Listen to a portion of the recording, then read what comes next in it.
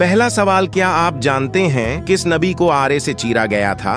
5, 4, 3, 2, 1. इसका जवाब है हजरत जकरिया को।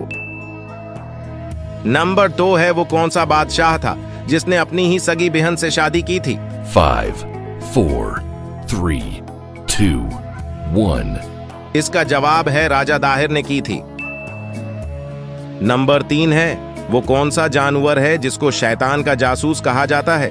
5, 4, 3, 2, 1. इसका जवाब है चूहे को शैतान का जासूस कहा जाता है। नंबर 4 है, जब हजरत इमाम हुसैन को शहीद किया जा रहा था तो उस वक्त कौन सा परंदा मैदान करबला में गया था? 5, 4, 3, 2, 1.